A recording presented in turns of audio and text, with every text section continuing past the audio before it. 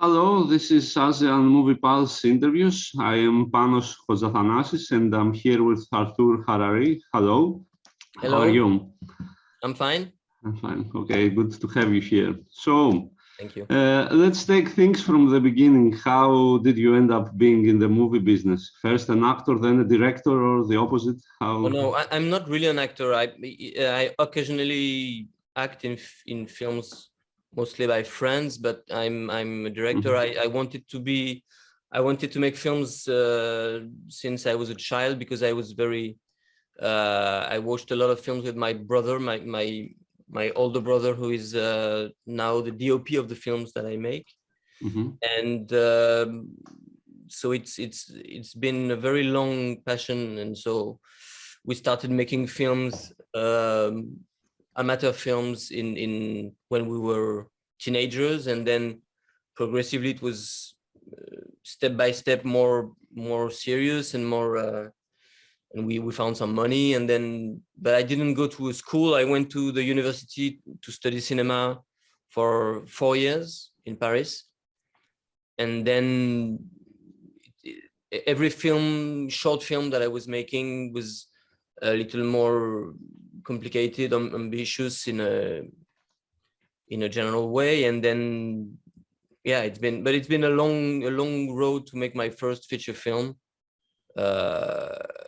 which was in 2015, 16, the release. And then, yeah, that's how I got here. And how did you end up shooting a film about Onoda? Well, this was a long project. I heard first of the story in 2013, so it was before shooting my first feature film, and I was immediately attracted to the story. It felt crazy, at the same time crazy, absurd, and fascinating character. So I wanted, at this point, I wanted to make an adventure film, and I was reading a lot of stuff and searching in a lot of directions. And when I heard of that story, it felt that everything that I was looking for was there, because it was at the same time a kind of legendary story, and the fact that it was true was even more interesting, because it was like reality had given birth to the craziest of fictions. And to me, the story was about fiction, because it's the main topic for Onoda. It's believing in something that he thinks is true, but is a complete construction. So it was, for me, it was at the same time about me, about my relationship to the real world, and to reality, and to fiction. So it felt quite natural for me to project into this story. And what kind of research did you do for the film? There are a lot of historic events there, and about. Yeah, well, I didn't do that much research, because I found a book, a French book, that was written in the 70s, just after Onoda returned to Japan. A book written by two young French men who were kind of journalists, but they only wrote this book, and it was a very well written book, very precise. They had met Onoda and all the survivors of the story, and this book was very complete and very interesting, also in the vision it had, the kind of abstract vision that we could project on the story. And so I finally I met one of the authors of this book, which is still alive and living in Tokyo. And so I exchanged a lot of things with him. He shared with me other memories and facts that were not in the book. And so it was, I didn't read like historical books about Japan or about the war, because the fact is that in the story of Onoda, everything can be understood even if you don't really know what is the general situation of the war, the Pacific War at the time, or the history of Japan. The film to me was not about Japan. Of course, it happens to Japanese people, and it has to do with the Japanese way of being in the war and the imperialist ideology from Japan. But it also is very, it felt very universal and very transversal. So I finally read the book that Onoda wrote himself, but I read it after writing the script because it didn't, at the time, it was not available in French. So I finally read it in English, but after completing the script, because I didn't really want to rely only on his subjectivity, because it felt that I wanted to build my own character, which to me is a fiction character. So how much of the story is the actual truth in the end, apart from the main premise? I mean, most of the events are true. I've changed some details, and I changed also sometimes the chronology or the order.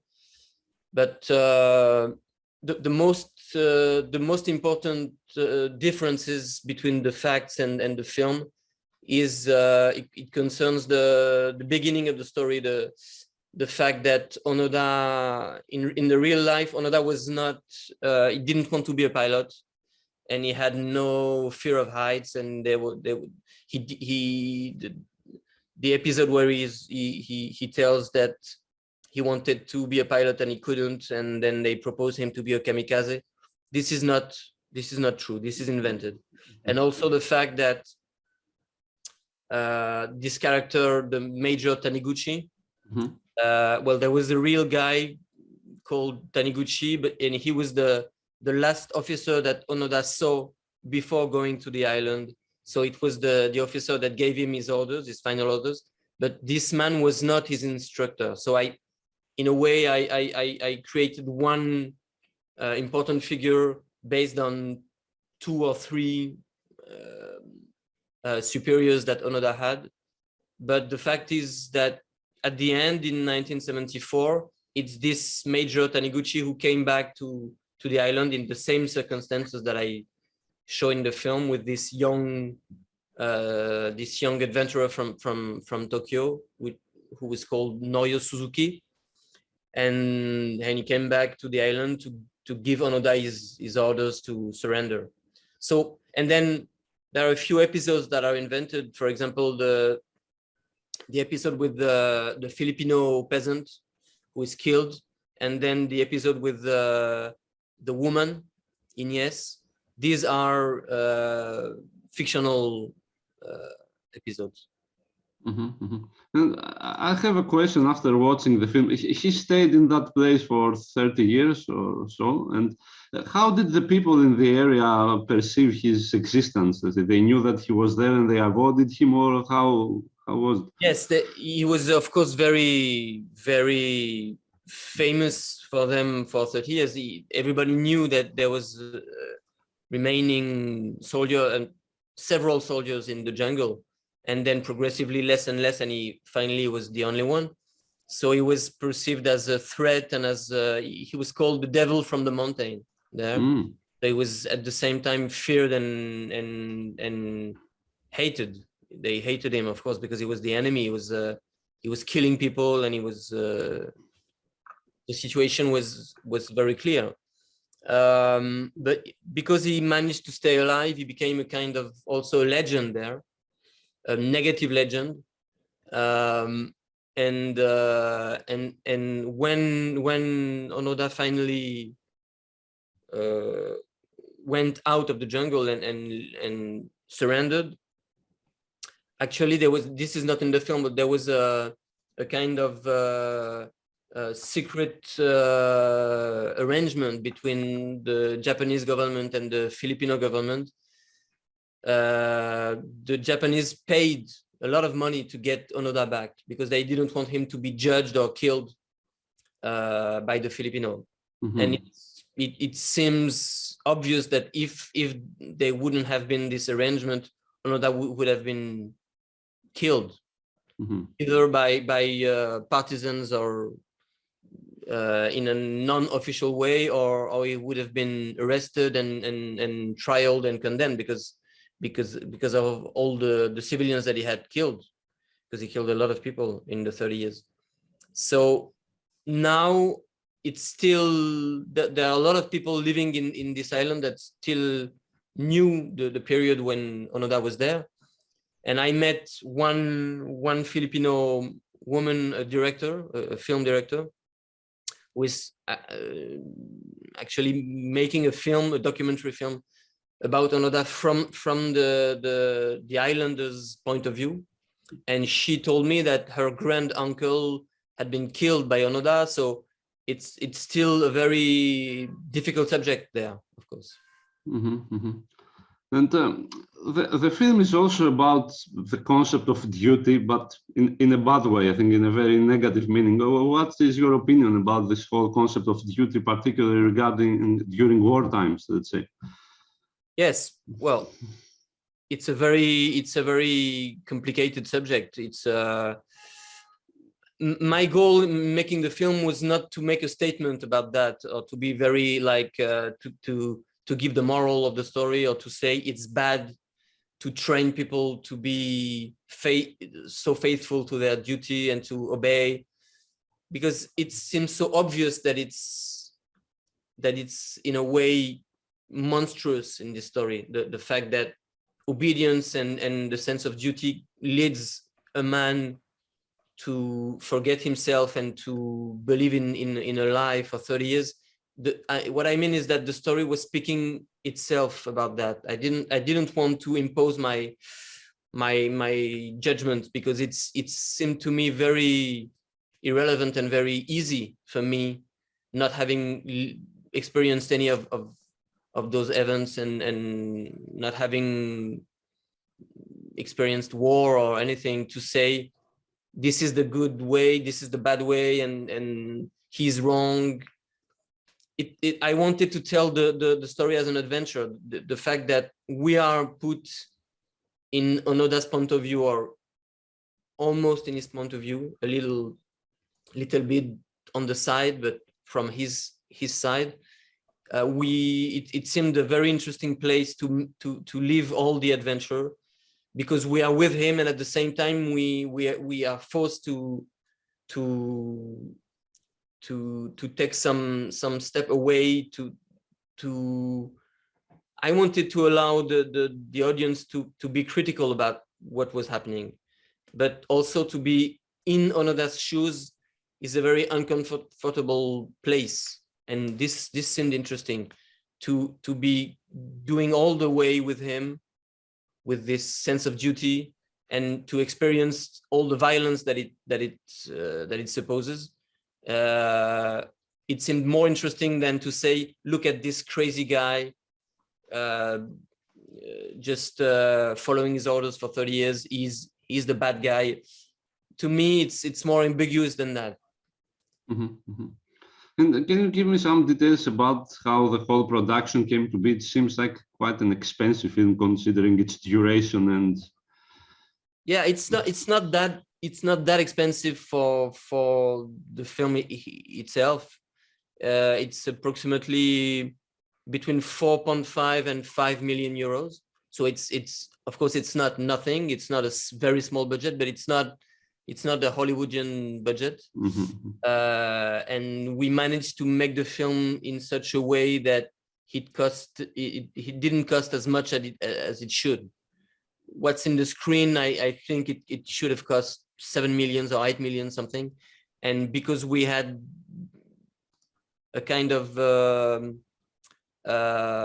we took a lot of time to prepare the film and to shoot the film, but we were not in a very how can I say?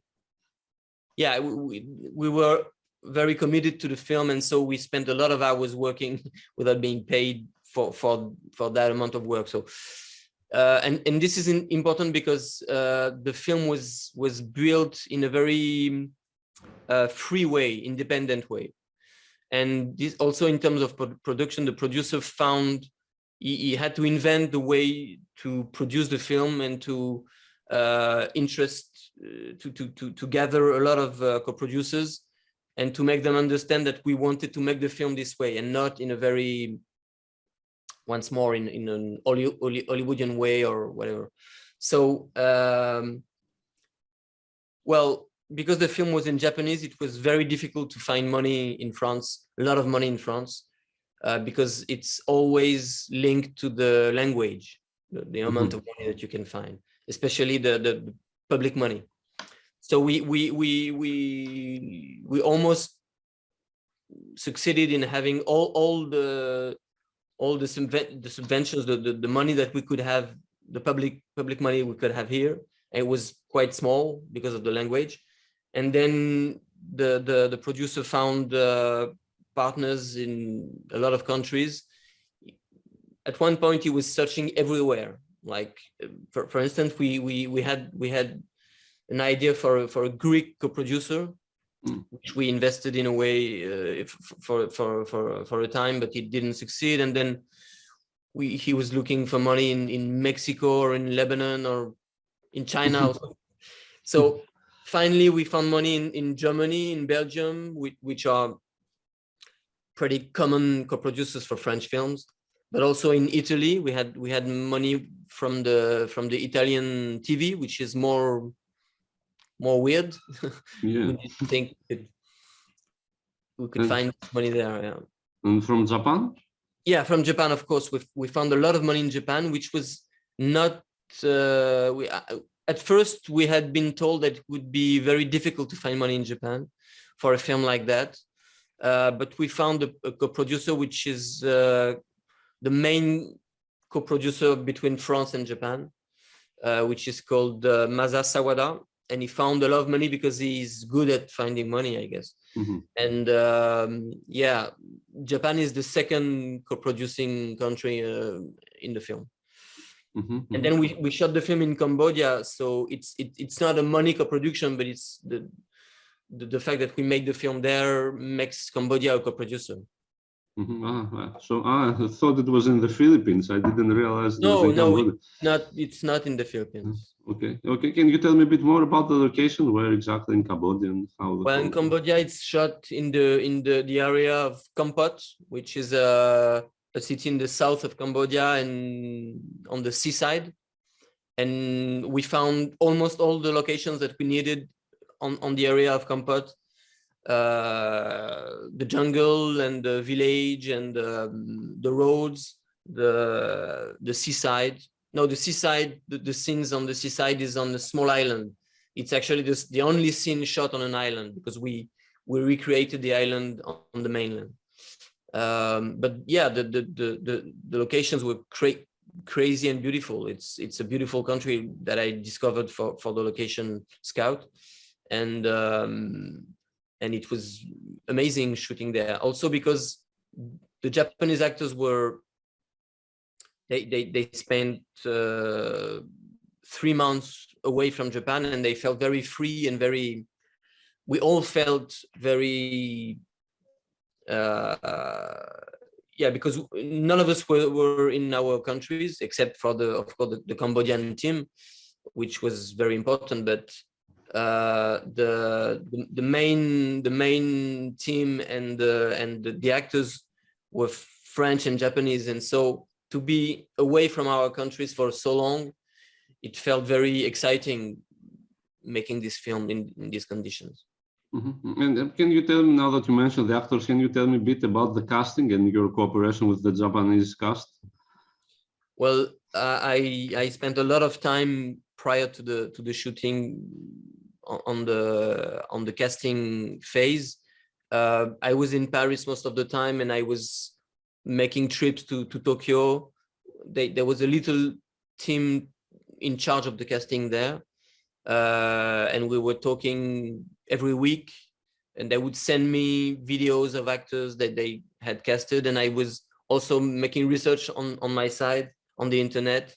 I found a few sites on the internet where there were lists of actors, so I became kind of crazy with that. I was constantly looking for faces, and it's actually this way that I found the young Onoda, the young one, which is absolutely not a famous actor. He's now is I think he has access to a greater interest in Japan, but he was completely under the radar at this point. So I saw a photo of him, and I found his face very interesting with this, this scars of spots of acne in his face, and I found it very interesting because he had something very, very childlike about his face, and also very, very focused with these very strong eyes. So I asked the casting director, the woman casting director in Japan, I said, do you know this guy, Endo Yuya? And she said, I heard of him, but I've never seen him act, so it's interesting, we'll see him. And then I went to Japan, and when I met him, I immediately understood that he had something apart. It was not like the other actors that I saw. It was very very true and very interesting approach to the acting, because he was not that confident in himself. He was a professional, but it was like a part of him was still unsure of what acting means, and this I find interesting, because then we can experiment, and he was always acting with what is his real personality, and the technique comes in the second time, and this is something that I like. And for the other parts, it was a very long process, like almost 1 year or 1.5 years for the whole casting, because it took some time for me to understand what type of acting that I could find in Japan, what type of actors would be the good ones for the parts. It was a very exciting experience. Did you have them lose weight at the end, the actors? What? Excuse me? Did you have them lose weight? Yes. Yeah, they all lost a lot of weight.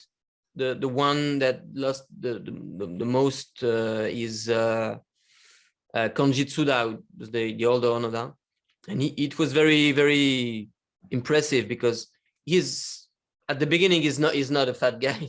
He's already a thin guy. But the first time I saw him in Tokyo, we made this test, and he was very amazing. And then I told him, okay, it's you. And then a few months later, I came back to Tokyo, and I made a lot of rehearsal with the actors. And when he showed up, it was 6 months before shooting, and he showed up, and he was very skinny. It was very impressive. So I said, oh, but you already lost a lot of weight.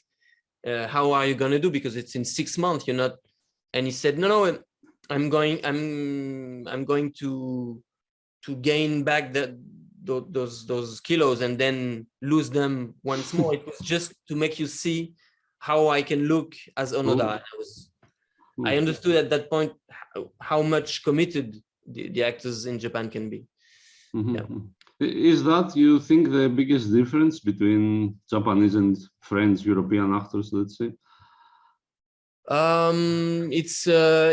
It's maybe a bit more complicated than that. Yes, of course, the Japanese actors are very committed and very, very intense, but I'm not sure they're always this committed. Maybe this project was special for them because they all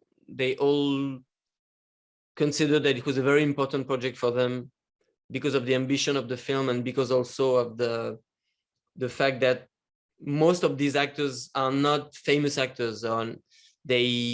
Sometimes it's quite difficult for them to have interesting parts in Japan. So this film for them was special.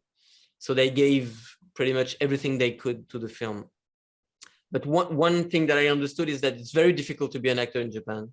There are no schools for acting, almost no formation, no training class or anything. So, and you're not very respected as an actor. You're considered like an employee the agency and an employee of the production. There is not so much communication between directors and actors when they make a film. Always very short. They always, the rhythm of shooting is crazy. It's like they make a feature film in 2 or 3 weeks. Very bad wages. So it's like you have to believe very strongly that it's what you want to do. And this has a consequence with the actors, is that they have to prepare themselves all by themselves, alone. They're very lonely.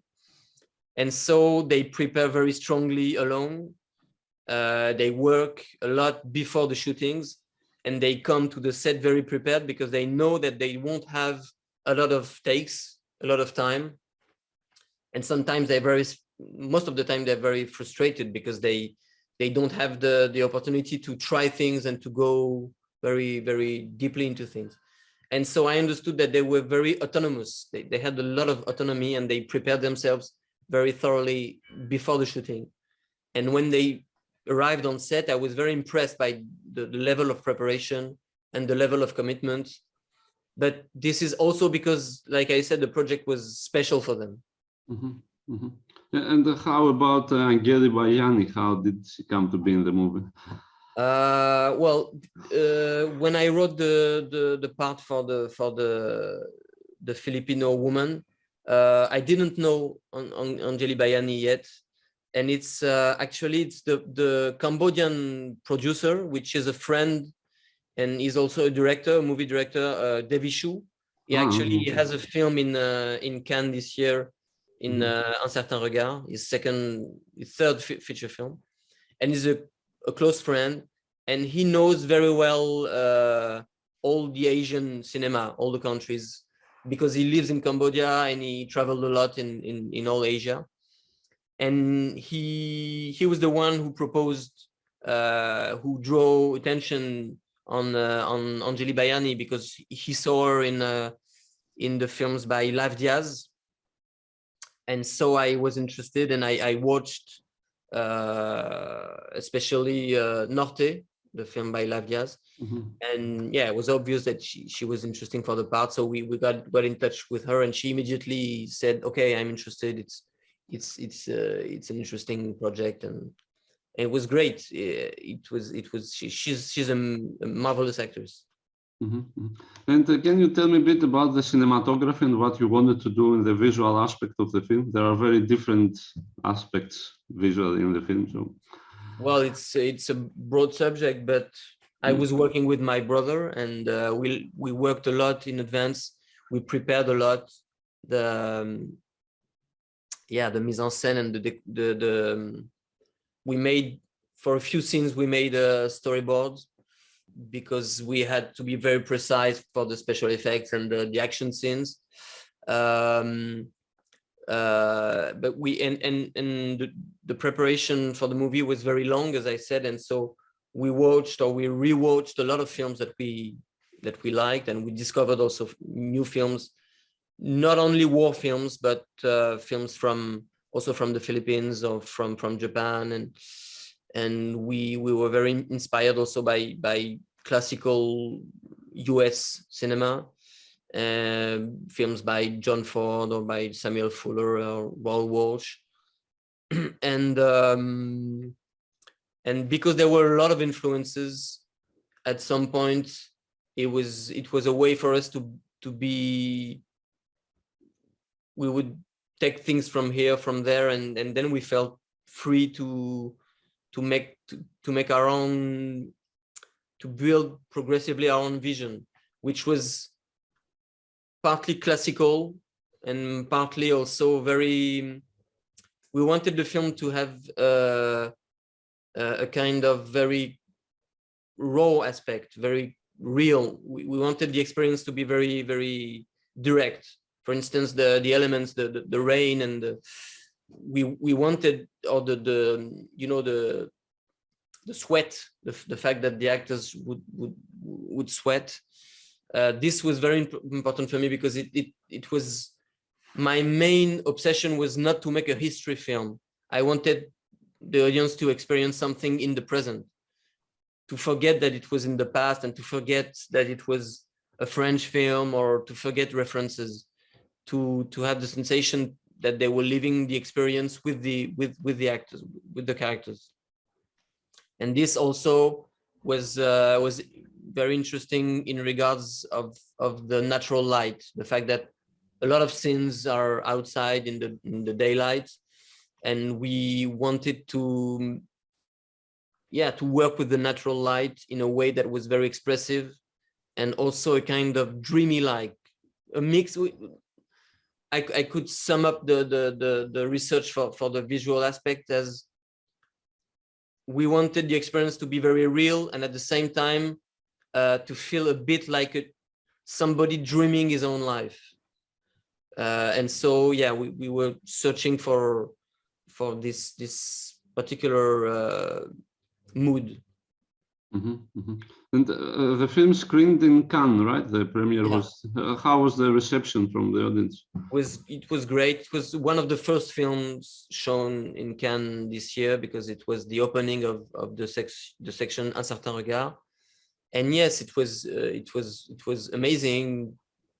Yeah, the feedback, the immediate feedback was very warm and very enthusiastic. And I felt that was the good place and the good moment to show the film and to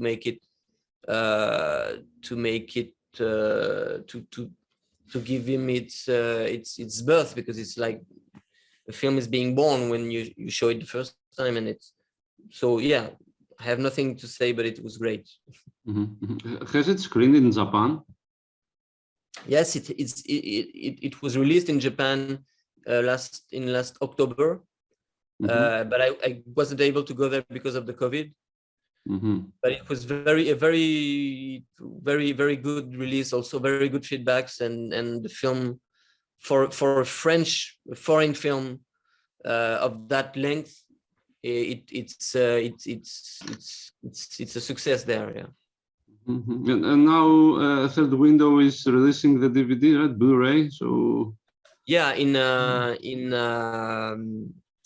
the UK, yeah, and in there's a French DVD and Blu-ray, of course, in France, and there will be also in Spain. So the film is being released in quite a lot of countries.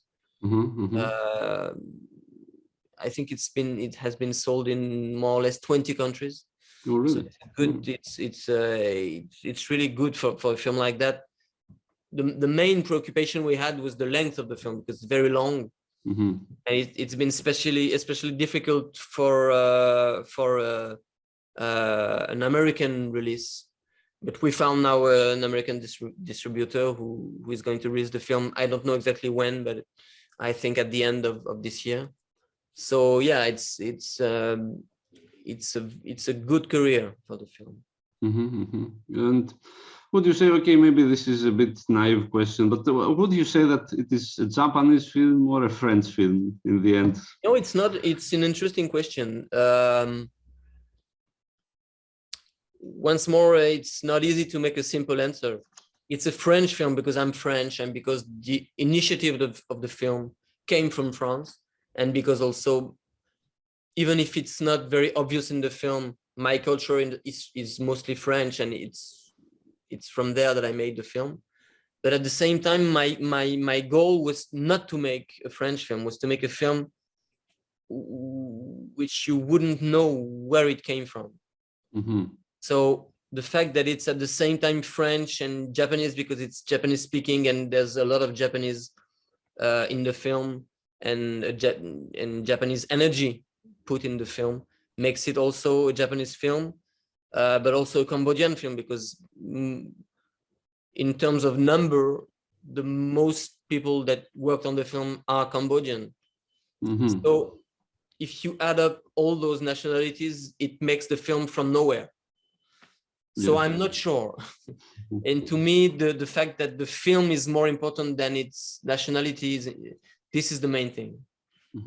I didn't want the film to correspond to a place, because also the story for me is the story of an exile, but it's a physical exile, but it's also an interior exile. It's somebody who, because of the choice that he makes and because of the situation he's in, he's from nowhere.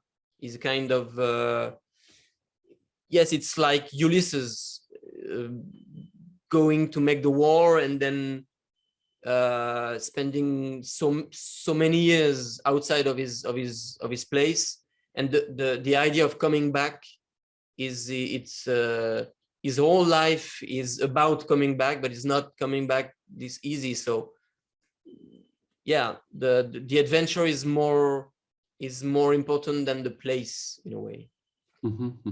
And would you say that particularly for independent production like yours, is this whole co-production scheme the only way you think nowadays, or it depends on the projects? For ambitious projects that are not only linked to a country, to for example to France, yes, it's you have no choice, you have to make a production. If you don't want to work with Netflix or something, because if you do, they can put all the money in at once. But this is something that I don't want to do, because I want to make movies and not computer films. So yeah, and co-production also is interesting because you are forced to invent new ways of making films, not only in an economical way, but also in a craft I don't know how you say, craftsmanship way.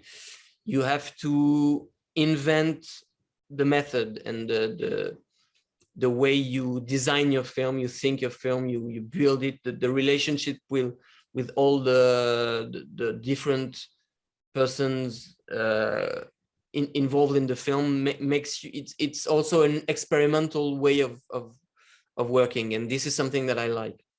Because you don't know what you are going to do before doing it. Okay. And in the end, would you say that you are satisfied with the end result of Onoda, the whole procedure and how it came to be? The film itself, you mean? Yes.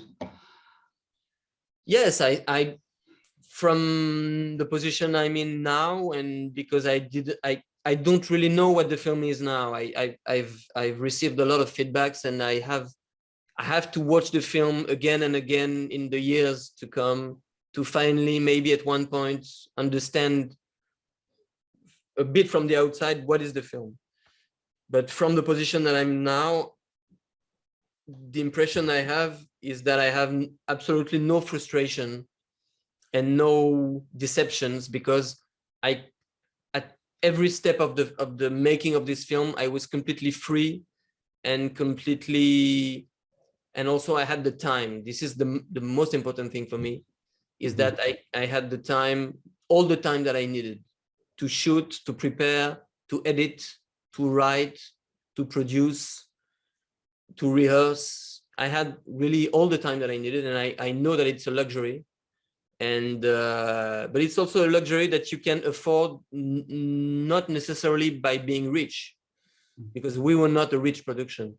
It's a way of thinking and a way of seeing what it is to produce a film and to make a film. So this is my main satisfaction. Okay. And do you watch a lot of films in general?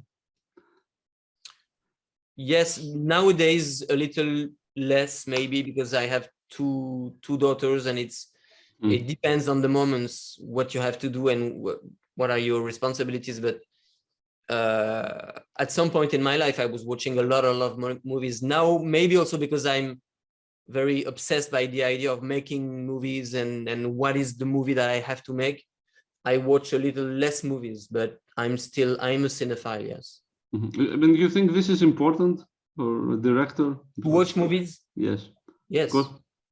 I think it's also very important to watch movies from the past, from all the different decades of cinema, and to still discover or rediscover films from the past, as well as discovering films from now. But I think that one without the other is a problem. But it's the same with literature. I think it's very important to read books from everywhere and every period to be able to write things, because you don't invent things from zero. You invent because you nourish yourself from what's been done before and from what is being done in other places.